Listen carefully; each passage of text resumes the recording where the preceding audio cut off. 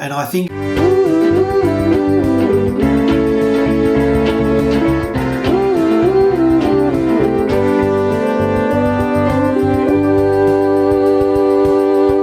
would like to begin by acknowledging the traditional custodians of the land on which we gather today, and I pay my respects to their elders past and present.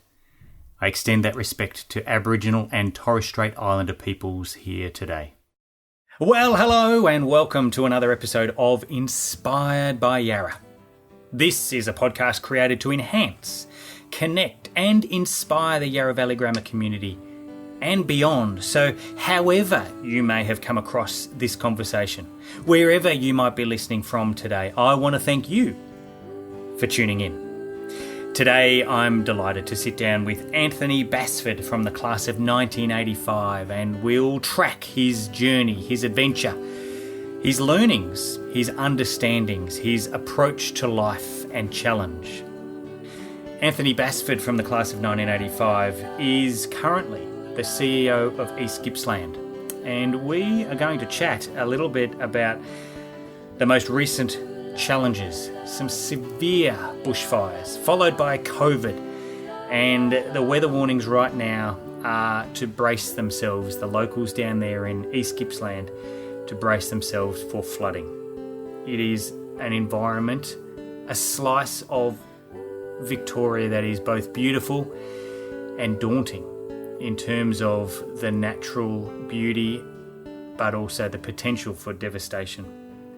It's a powerful conversation and we're going to learn a lot. I hope you enjoy this conversation. We're going to begin by asking a little bit about where he is in the world right now and what's going on around him. So I'm coming to you from Bairnsdale in the far east of Victoria, East Gippsland, and I think most people know where East Gippsland is now. You're quite right. It did escalate into prominence just recently, and I'm very keen to talk about that. But for those who may not have caught up with the news over summer, give us a quick snapshot of what you experienced over this summer of 2019-2020. So this summer has been an unprecedented disaster event, commonly known as the Black Summer fires that burnt for a significant number of months, destroying something in the vicinity of 250 homes, burning out approximately a million hectares of land, and displacing a significant number of people over the summer period. So this was on the back of 3.5 years of drought, so an incredibly dry environment, that we then had a weather event through lightning strikes that started the fires here and around Victoria, and then what happened was it joined with fires that had been going in New South Wales. As people would know. So we had this mega fire across the whole southeastern part of Australia. I know we talked about the idea that we're going to come back to school and your experience at Yarra in a moment, and we will, but I'm here with you right now. I've got goosebumps because I remember where I was Christmas Day. I remember where I was 1st of January. I remember where I was when the smoke came through, and I was hundreds and hundreds and hundreds of kilometres away from where you are, right in the thick of it. So while we're talking about bushfire and the unprecedented disaster that you speak of, let's stay there a little bit longer. Can I just check, you and your family safe and well? Yes, we are, and we were at the time. My family did get evacuated at one point, which was quite an unusual feeling and circumstance. It's not the sort of thing you do very regularly to wave your family off and they drive off down the highway to another town to be safe. But we were lucky. We were lucky. We were one of the lucky ones. Certainly a number of people in our community have suffered dearly from this fire. It was an incredible event. It burned for days and weeks and months, as I mentioned. And I vividly remember standing on the I guess it's the banks, if you like, but it's sort of like a high point next to the Mitchell River that flows through Bairnsdale in an evening, and the whole sky was red. It was an extraordinary thing to see and to be part of. Like, as far as you could see on the horizon was a glowing red, and it was quite amazing. And that was the fire burning throughout the Shire and taking many houses and assets with it. It's quite vivid in my memory of hearing reports and watching the news and seeing those images, but you were there seeing it live and feeling the heat of the day just because it was summer. But I recall around the Black Saturday bushfires, which were closer to Melbourne, but I remember speaking to people after that, and that's 10 years ago. Yeah. I remember people talking about the noise, the sound of the fire. Is that something that resonates for you? Is that something that you experienced? It's not something I experienced, but it's certainly a story that is talked about by lots of people that were in the fire zone. Right. They talk about just this sounding like a train coming, the noise, the sheer volume that is created as the fire burns through the bush. And I've spoken to a number of well-seasoned CFA volunteers and community members who said they've never seen anything like it. When you've got people, that's powerful. When you've got people like that who say that, it's a scary thing. And a lot of people made that decision to stay and fight the fire. We make that decision in Victoria, whether you're going to stay or leave and leave early. A lot of people decided to stay, or they couldn't go because they had farms or they have animals to look after or whatever it might be. And just when one in particular, a fella I spoke with at Can River said he'd never seen anything like it when it came over the hill towards that township. Unfortunately, that township was not impacted directly, but all around it was, and he said he'd never seen anything like it. I know that Can River town really, really well, having spent numbers of years working in and around Mallacoota, and Can River for me on the drive toward Mallacoota was really the last stop for guaranteed fuel. Yep. And just thinking back to the thick forest, the beautiful thick forest that is around, and as you say, there's the fuel that is there in those forests for hectare after hectare after hectare, kilometres after, is just, I guess, maybe, is it a disaster waiting to happen? You get the right conditions, or as they turn out, the wrong conditions, an extreme weather scenario, the lightning, that comes and it's just crisp and ready and waiting for that fire. Now, fire is actually part of the regeneration and regrowth of a forest like that.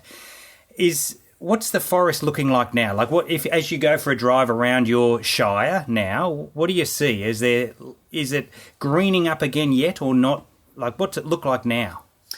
Look, it's a really interesting question, because very soon after the fires we had rain, and so a lot of the which was fantastic after 3.5 years of drought.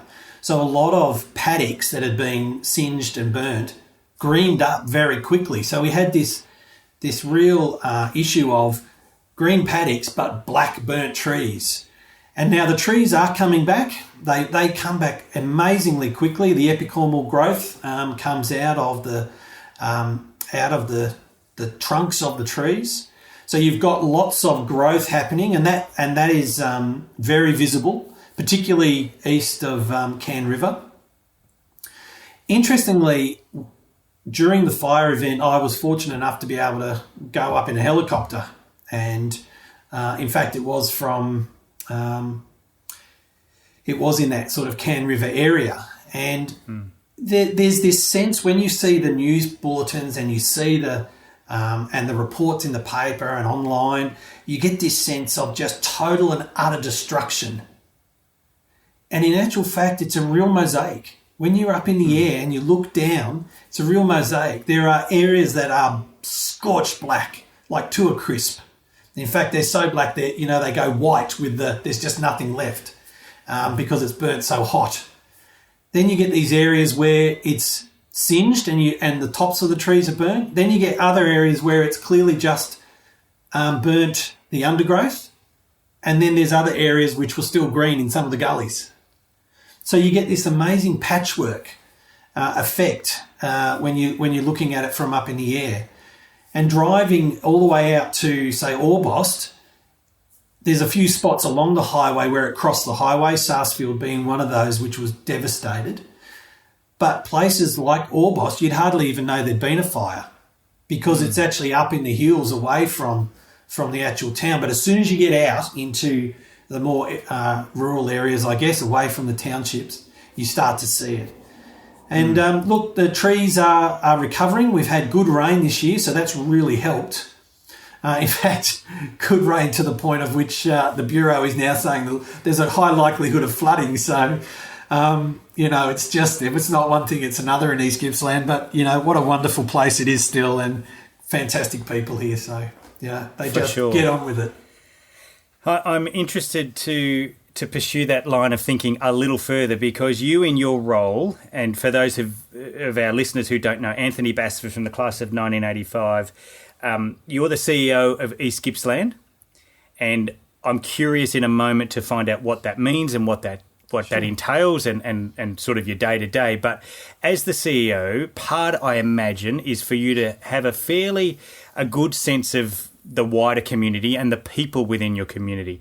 You've spoken there about the forest and the bushland, the nature starting to fight back and come back, and albeit maybe too much rain, but we've got some greenery coming back, and that's healthy, and that's a sign of hope and a sign of restoration with some time to come.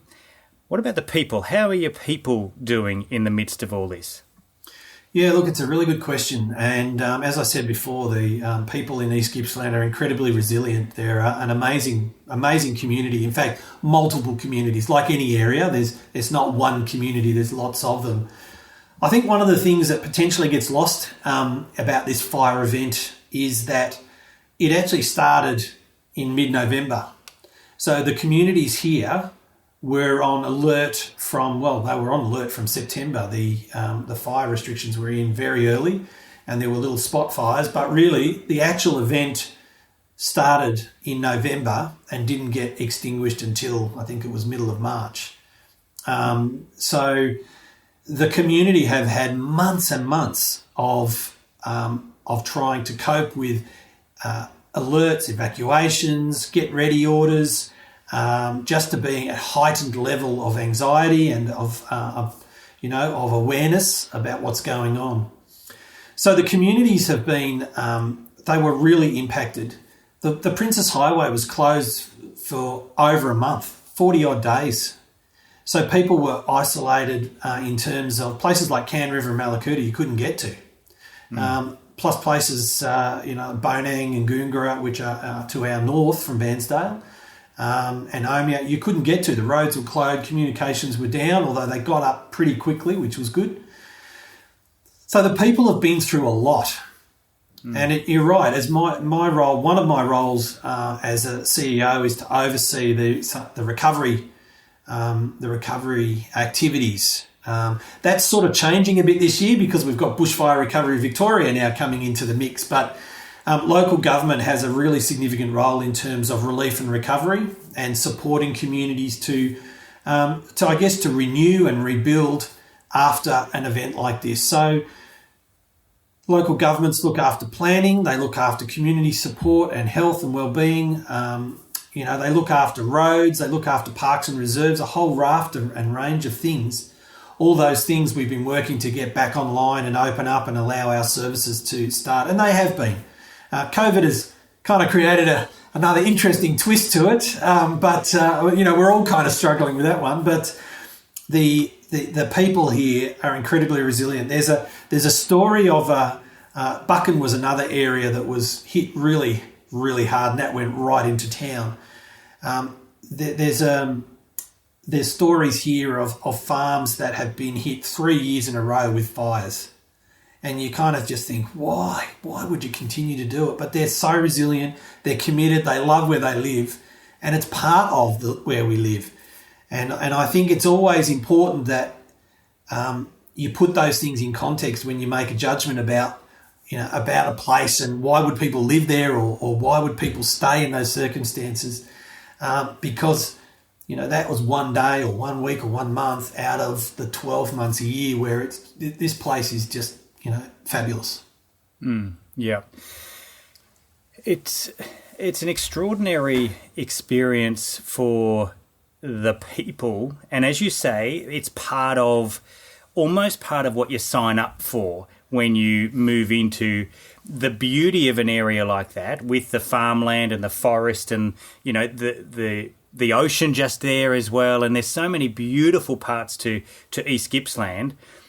And it's almost a case of you take the good with the bad, do you? In terms of the natural environment is going to push back some of the time. Like in the case of, and I read something as well about one of the locals in Buchan, four significant fires in 5 years. And you're right, you go, wow, like, is there another option? Could you, but I guess it's family history, it's reputation, but it's also a lifestyle that people choose because they love it.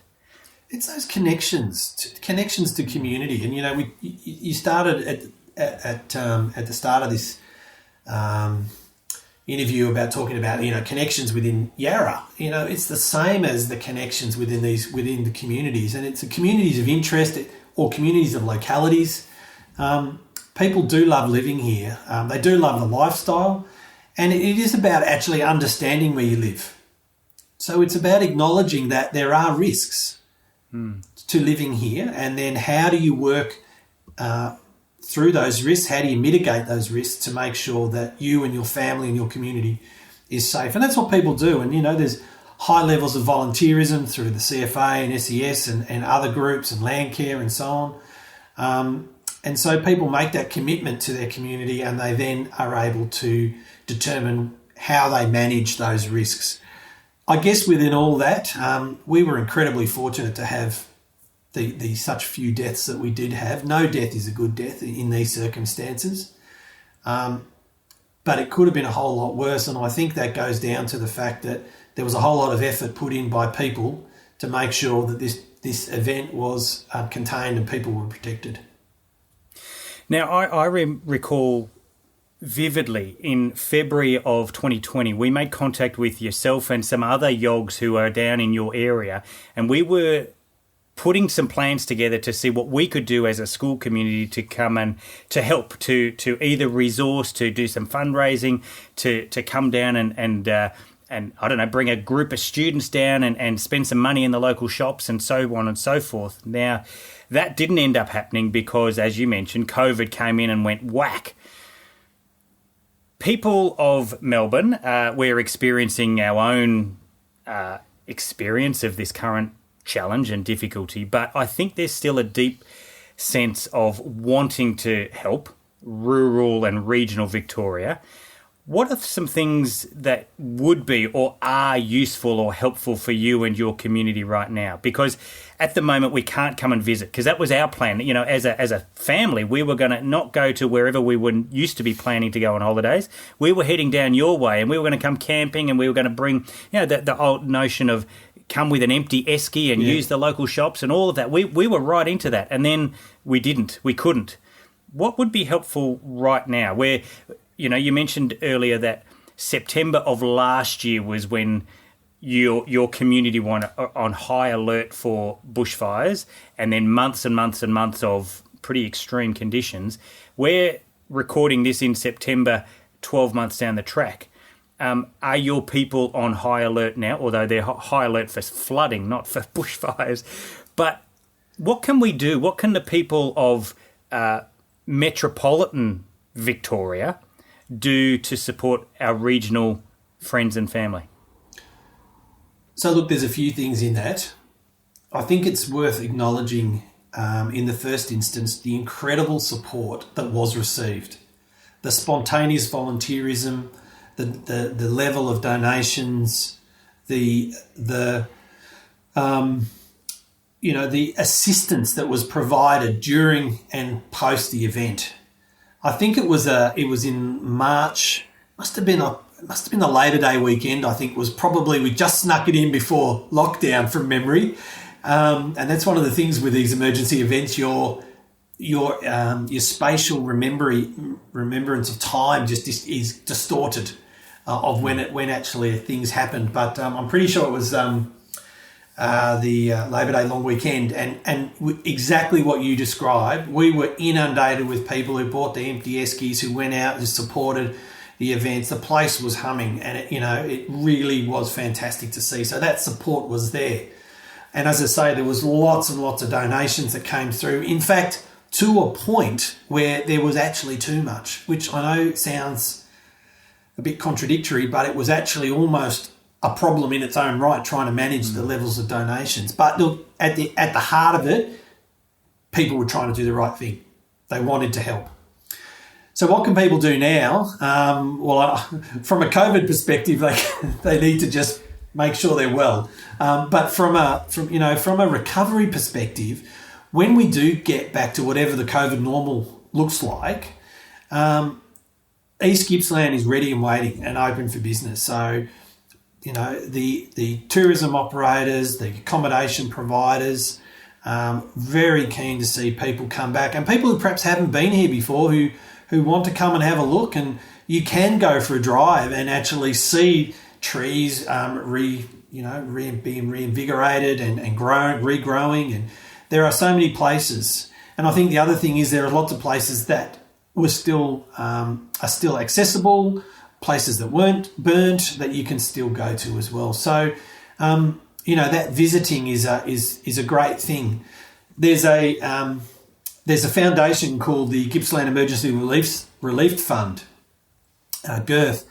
And they only operate they've operated by volunteers, and they provide grants to people. They raised something in the order of about $8 million, and that went out the door. So I think for people that did donate, they need to know that money hit the ground. It really did. It went in small packages, $3,500 to $4,000, to help people in the direct aftermath of these fires. Whether it be, if you can imagine just suddenly not having anything apart from what's on your back, it's quite an extraordinary kind of thing to think through. You might not even have a simple thing like a charger or for your phone or another pair of shoes if you were in, one pair and you need a pair of boots or whatever. So, that money went out there to allow people to go and get clothes, be able to buy food, find what they, accommodation or bits and bobs that they needed. So it really did help. And, my thanks, and I know the community and our elected representatives have thanked people before, but it was extraordinary, the amounts that stuff people gave.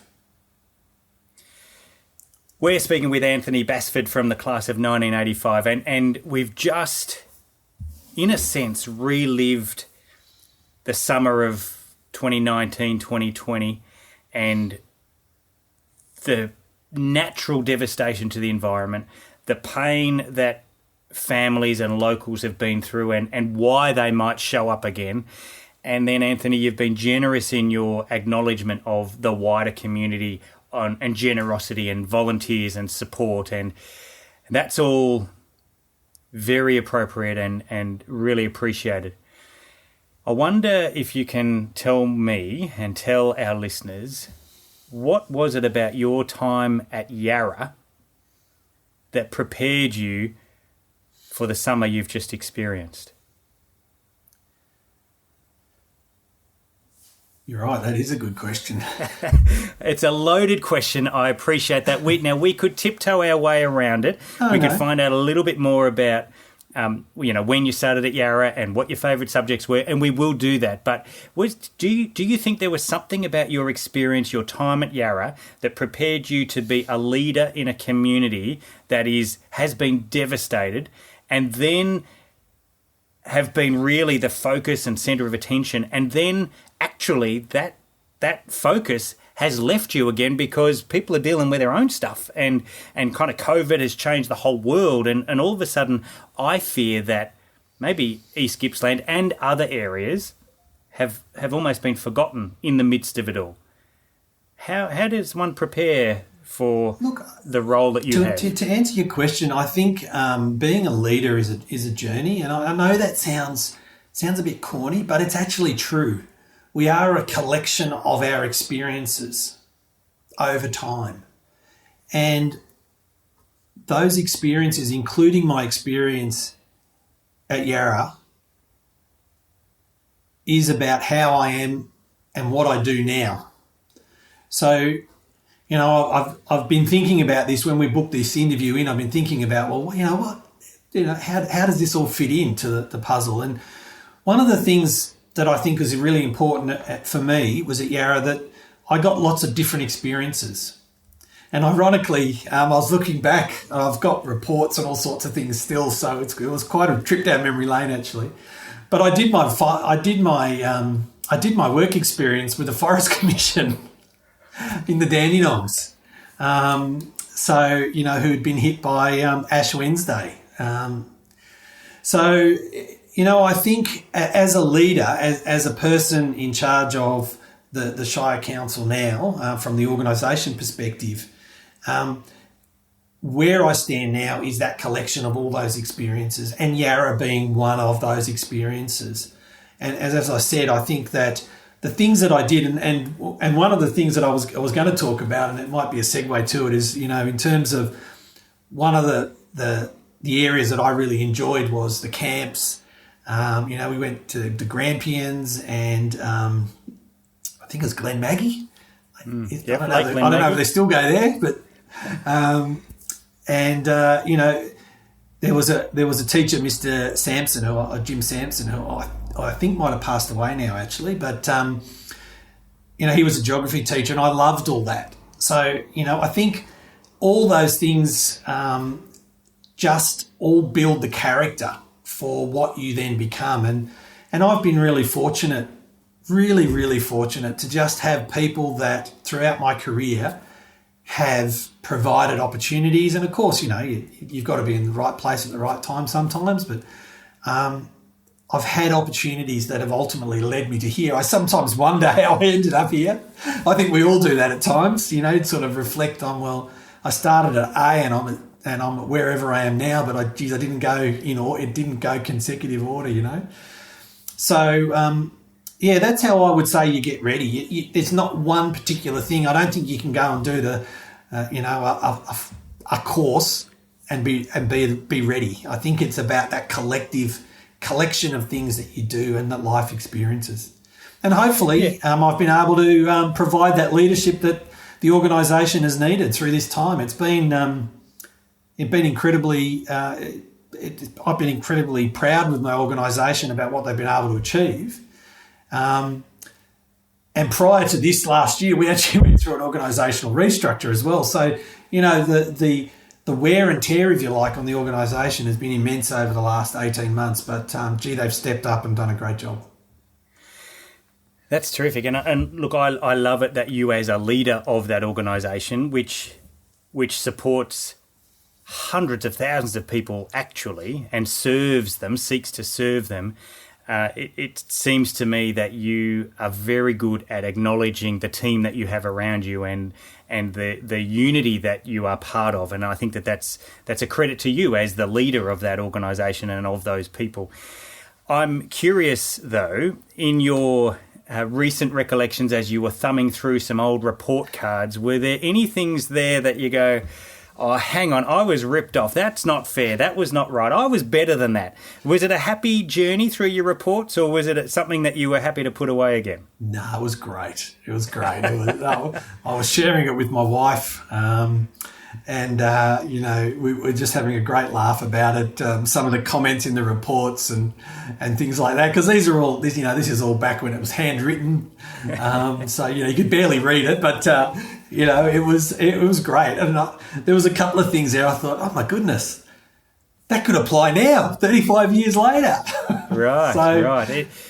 It's a beautiful really thing, good. isn't it, that maybe your teachers really do know their students, don't they? And as you say, if some of those character traits, some of those characteristics of you as a young man are perhaps still evident today, it says that there's something in us that is going to be who we are, even with all of life's experiences and all of the adventures that we're on. There's still something at our core that makes us unique and individual, and it might change and adjust a little bit, but ultimately we are who we are, and we just become, hopefully, bigger and better versions of ourselves. Yeah. Talking about your academic pursuits, was there a particular area of the school, from an academic point of view, that we might find you more happily being in those classes? You know, were you up in the art area? Were you in drama? Were you maybe in the maths building more often than not? Would you find you in the library studying hard? Where would we find you around Yarra? You probably wouldn't find me in the maths building. But like I said before, the outdoor pursuits was something that I really enjoyed. So, the geography, humanities, that was an area of something that I really enjoyed. I did that right through until HSC, as it was then. So they were the areas. I did do music for a while. So I was in the school band. I played the clarinet. I've still got that kicking around somewhere, but it doesn't sound very good, I don't think, anymore. But so no, probably those would be the areas that I was sort of interested in. What are some of the locations on the school property as you remember it? I don't know how long it's been since you've been back here, but certainly over the last, say, 10 years, there's been a lot of change and adjustment and improvement and growth, etc., around the school, and it's a wonderful place to be. But was there a special place on the property, whether it was out on the sports fields? Was it? Did you tend to go down in the bush back in those days? Oh, you weren't allowed. That was out of bounds. No, you're still not. Still not. Really? Look, I don't think there was anywhere in particular. And of course, because I started in grade 5, so we were in the, what was it called then? The junior school, I think. Junior or middle school, sorry, I'm not sure now.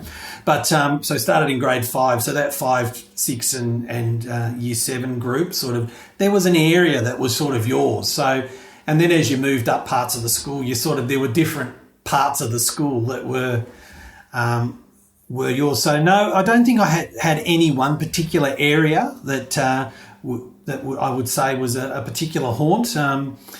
The school was going through, even at that time, was going through development. I remember there was a new, what I think was a year 12 maths wing built at that time. It's probably been demolished and rebuilt since, but and there was a science wing built at the time. So there was lots of development still going even then when I was going through the school. They always had a vision of where they wanted the school to go, which I reckon is great.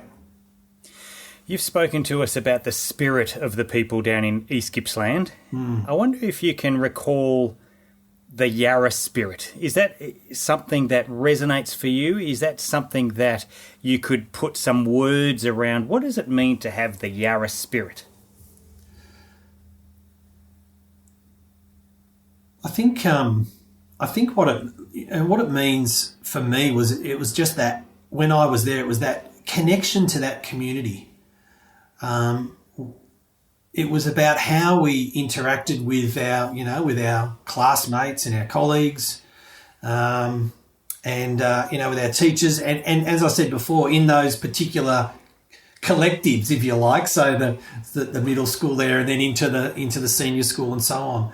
So for me, that spirit was about getting an opportunity to do lots of things. The school was always great at providing those opportunities, whether it be language. I distinctly remember, woodwork and metalwork, and making the rings and, all those little things that you did. They were all great as sort of, building those experiences that you had. So for me, the spirit is actually about how you come together. And I always found that that was good. That's not to say as a teenager you didn't sometimes have altercations with different people, but it's broadly speaking, everyone was there for the right reasons. For sure. I wonder whether this podcast is called the Inspired by Yarra podcast, and I wonder if there was an event, a class, a person, maybe a particular project or assignment that inspired you. Was there something about your experience that brought the best out of you? Like I said before, there was Jim Sampson who did the geography. He was someone that I really looked up to and had a lot of time for. In fact, I went on and after school and went into what was then called the Melbourne College of Advanced Education, I think, into a 4-year degree, which was around environmental science, which was really inspired by the stuff I'd done through the school around environmental work and geography and humanities. So that was something that is really memorable for me. I've also there was another event that it was an event. We went to Central Australia. I don't know whether they do. Do they still do a Central Australia trip in year 10? No. Well, that was awesome. It was just an amazing trip. A bus all the way there and back, and it was just fabulous. And I think it was Dave Musker, I think it was, who was the lead teacher in there, and he was also my graphic communications teacher at the time. And we dare I say it, we went up to Uluru. We actually walked. We did the walk as you did in the day. Not something I would do now. In fact, most recently when I was there, I didn't do it. But just this fabulous trip with other students, and it was a really, really good fun. And we tented it, camped along the way. There was floods at Lake Eyre. There was flowers out on the Birdsville track. It was just an amazing trip. So something that I still dearly remember. And I'm sure that people listening to this, whether they are from your generation, which is also my generation, because I remember not from Yarra, but doing our Central Australia trip and the bus and the climbing the rock as we did back then. And I agree, wouldn't now, but and it was such an amazing time away with your mates, and you made new mates, and it was just a terrific experience. And as you say, setting up that tent village every night and moving on to just great memories. And I think camps and big excursions like that really do hold our memory and lots of positive recollections and reflections along the way. So thank you for sharing that. And I hope that everyone listening is thinking back even right now to a particular trip or a particular camp. Sometimes it might be a particular place that you got to visit from your memory, from your childhood, that as you can see, what are we going to say? I'm going to say it. 35 years down the track, you still remember very, very clearly. Anthony, thank you. I appreciate you taking us down that little track for a moment or two. Yeah, no worries. I wonder if we might slip into something that I call the lightning round or the quick fire round, where I'm going to throw a whole bunch of little questions at you, and, Sure. and they might have a little less story to them, but they might be just something that springs to mind fairly quickly. Are you ready? Yep. Buckle in. Righto. What house were you in when you were at Yarra? Plumber. And were plumber any good back in your day? Of course, they were the best. I'm not sure, Paul. You mentioned before that perhaps you had a go at playing music. Was there a musical or a drama or a performance that you remember, either you were on the stage or you were in the audience, that even all these years down the track that resonates for you? No, not specifically, although we did do a lot of performances at assemblies and various other places. But it did inspire me to, later in life, to join a band. And I didn't play clarinet, but, we had a good time for a couple of years just doing that, a bit of a garage band. So, yeah, that was good fun. Excellent. Tell me about how you used to travel to school. Where was home and how did you get to school?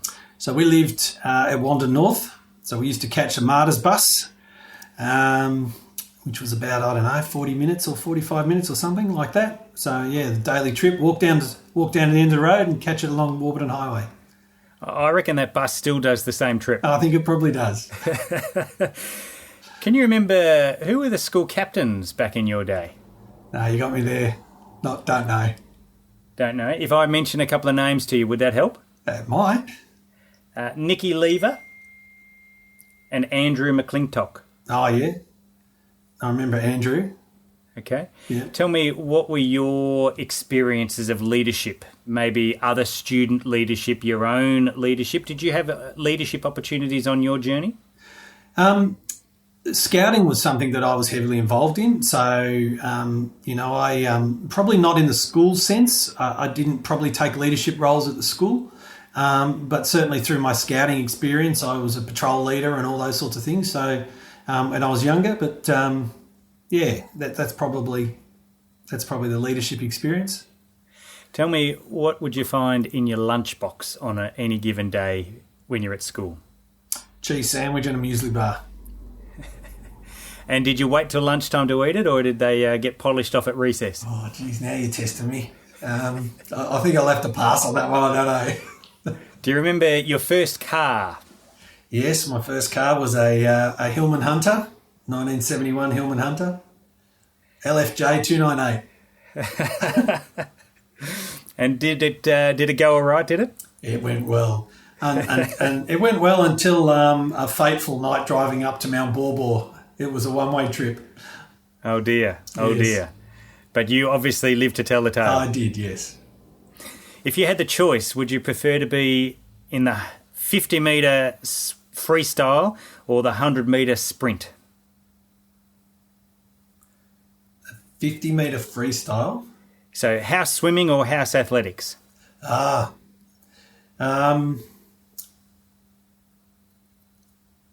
Probably the cross country, actually. Oh, okay. Yes. Yeah. And did they do that out through the bush here on site? Yeah. Went up there, up Kalinda Road, down around the back streets. Yeah. Yep. Interesting. I suspect it might still be the same course. Probably. If and when you have the opportunity, and is there a travel destination that you've got on your list, somewhere you would really love to go?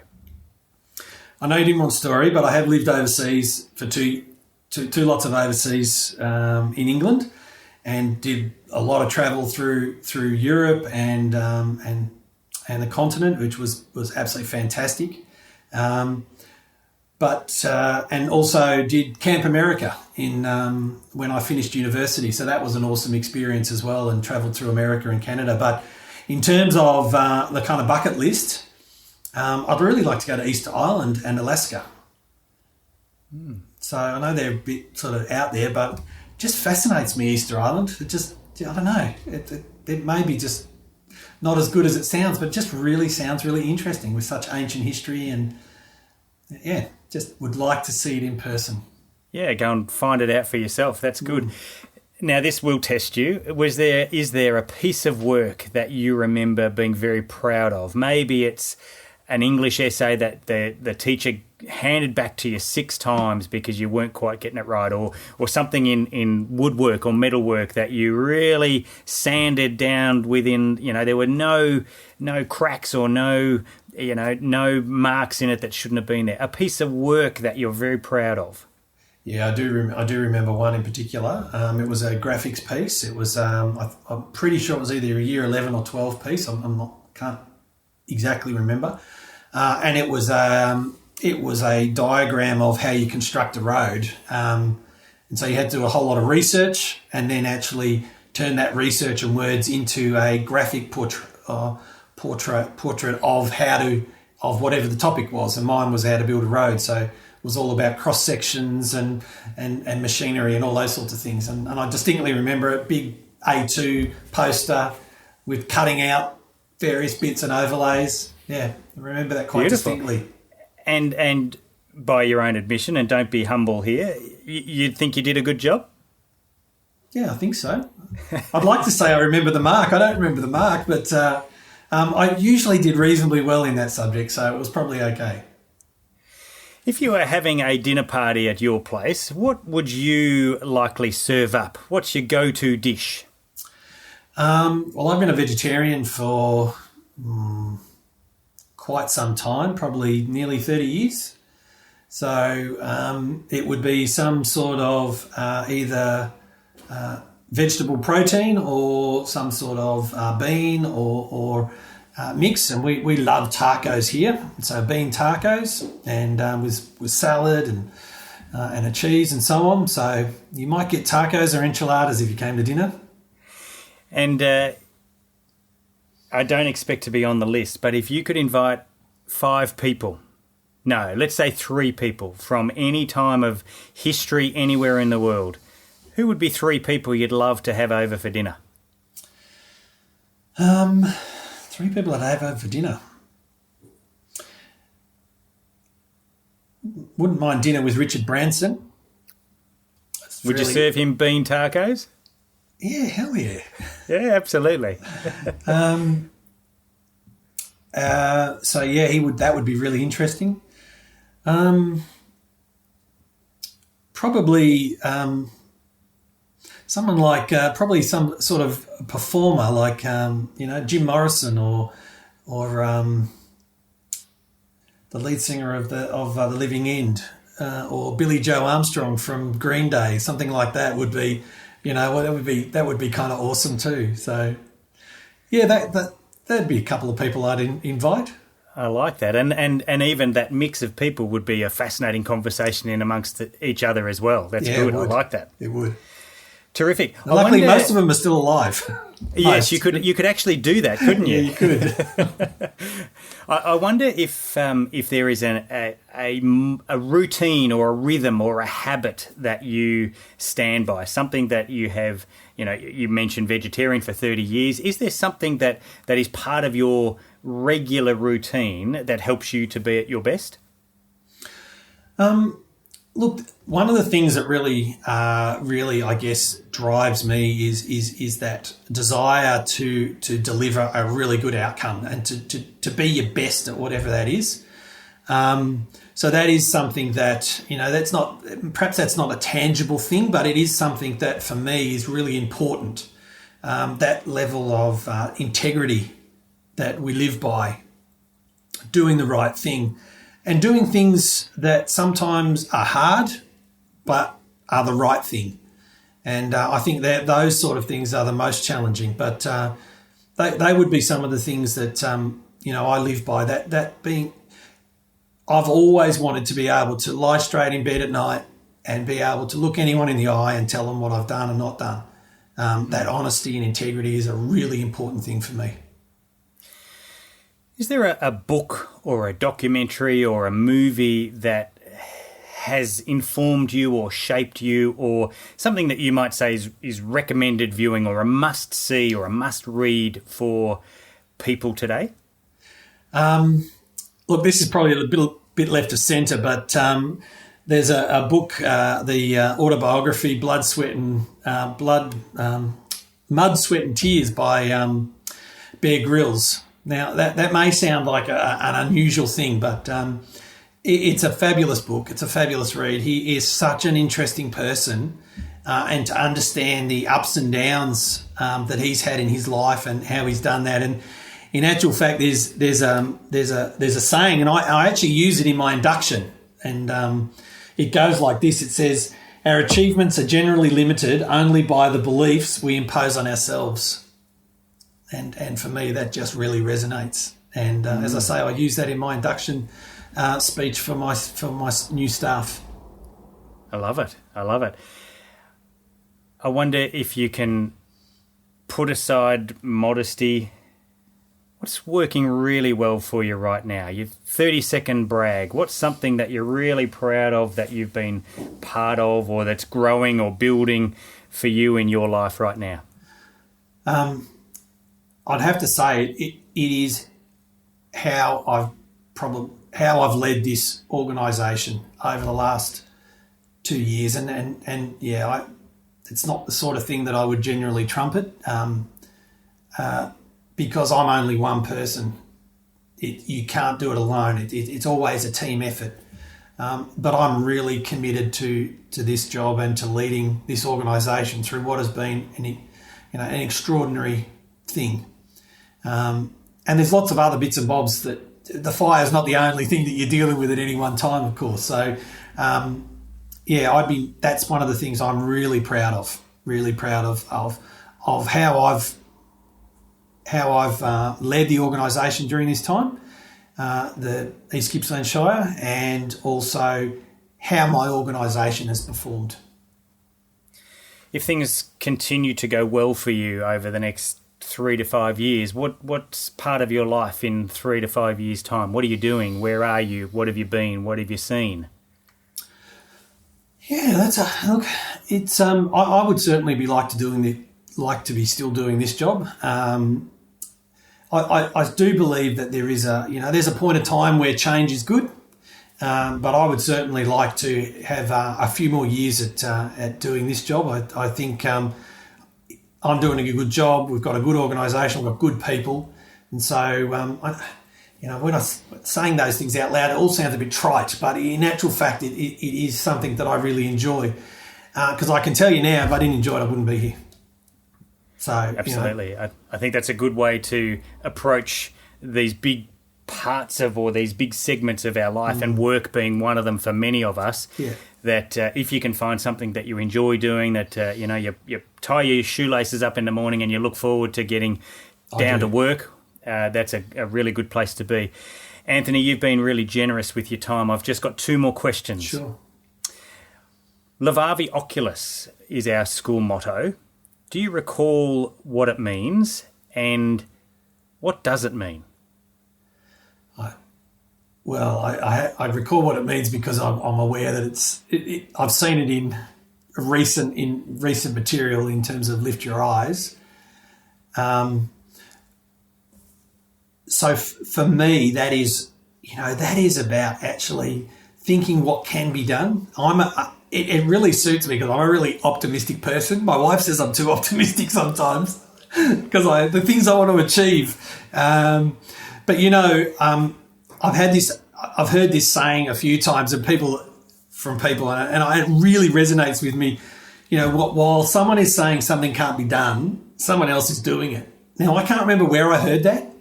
And so, my apologies to whoever the author is, but, it's so true. So no is not in my vocabulary, and I always say that to my kids. They're a bit older now, so they just roll their eyes. But I say, don't start a sentence with no. Start a sentence with, I think I can do that, or this is how we could do it. I think that lift your eyes is about getting that mojo and actually getting into something and having the optimism to make it happen. Absolutely. I agree with you. I think it is intended to be something that's aspirational, to get us to look beyond ourselves and to see what's possible and look to the horizon and do what we can to make the most of the opportunities that present. And it seems to me that you are certainly living and breathing that every day. My final question to you is a 2-part question, and it's tricky and it's as complicated as you choose to make it to be. And that is this. Anthony Basford from the class of 1985, Yarra Old Grammarian, we are very proud of you. What is the one question that you wish I would have asked you? And then, can you answer your own question? One of the things that, I thought you might ask about whether there'd been any challenges in the journey. There are challenges and there are challenges. And one of the challenges for me was I was diagnosed in my late 40s with prostate cancer. And so, as a young man, relatively young, that was quite a shock. And so that's been a bit of a journey as well in terms of, that collection of experiences again, coming back to that. So I'm all good now, but I had to go through surgery and treatment and so on.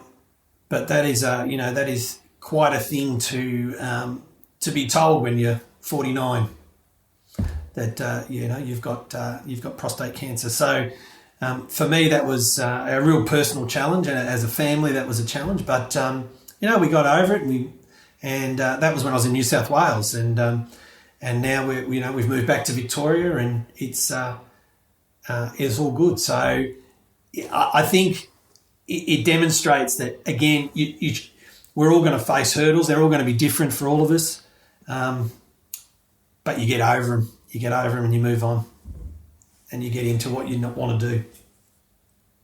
I said prematurely that was going to be my last question, and because what you've just shared with us launches into so many others, and one of them was going to be, and I think you've already answered it, what have you learnt from that experience, that personal pain and the trauma of that moment and for your family?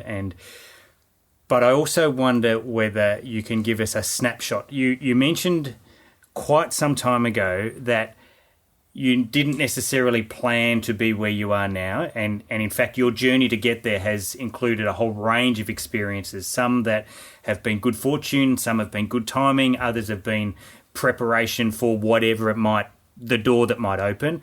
As you look back, I wonder, can you give us a 2-minute snapshot? You've arrived at Yarra in year 5, you've gone through to the end of year 12, you've done okay at year 12. Then where did you go? And then, well, I was reading your old handwritten reports. Then what happened next? Just give us a quick summary of where life has taken you. Went to university for 4 years. I did a Bachelor of Education, went to America, and then lived in England for a few years. That was really interesting, actually, when I was in England, because I was working in a school for children with social and emotional and behaviour problems. So we worked with these kids that were really genuinely impoverished, but were really acting out in the school environment. And let me tell you, poor behaviour in this country at the time was nothing compared to poor behaviour in the UK. And so it was quite an eye-opener. But, that was an incredible experience. Came back to Australia, got married, went back to the UK for a couple of years, came back, been in local government for about 20 odd years. I've done a master's, lived in New South Wales, had a fantastic life, 2 beautiful children who are at the older end of the spectrum now, and a fantastic wife and family life. So it's there's been lots of good things, and along the way there's been a few little hiccups, and we've worked through them and got there. Fantastic. I have said this on a couple of occasions, or at least I've felt it. Maybe I haven't said it, but Anthony, you're the type of character that we could do part B to this conversation. Time tells us that we can't right now, but I would love to chat with you, maybe even in 12 months' time, September in 2021, that tells us, how has your career continued to grow? How have you continued to learn? And how has your community continued to bounce back under your leadership? And I really appreciate the journey that you've taken us on. I feel that you've been wonderfully humble and generous with your time and your storytelling. So for that, we offer our thanks. Thank you for being inspired by Yarra, but most certainly being an inspiration to Yarra. So thank you. Thanks, Paul. Wow, what a guy. As I mentioned partway through that interview, even though I didn't get an invitation, Anthony Basford from the class of 1985 is definitely somebody who I could spend dinner with to continue to chew on life and explore his experiences, his wisdom, his leadership style, and his care for people whom he works with and endeavours to lead, and those whom he serves as well. East Gippsland, huh? Like months and months of bushfires, years and years of devastation. Most recently, 250 homes, millions of hectares damaged, devastated. After 3.5 years of drought, the environment was cherry ripe for this disaster. And now they're about to hit flooding as well. The challenges go on, but it seems to me that with characters like Anthony at the helm, the people of Gippsland, the united front, the community that they are part, and the little gatherings within the wider community are so critical. The same is true of our school community, the Yarra Valley Grammar community. There are communities within the wider community, and I hope and trust that you feel a part of it and that the podcast helps you stay connected, gives you opportunity to feel part of the journey. Anthony, a leader, somebody who has collected many experiences, some great ones, some really challenging, and that, I think, helps to shape the character of the man. My name's Paul Joy, and on behalf of everyone here at Yarra, and particularly those who work hard to put these stories together and share them with you, I want to wish you another day of inspiration where you go out there with intentionality to make a positive impact in the world around you.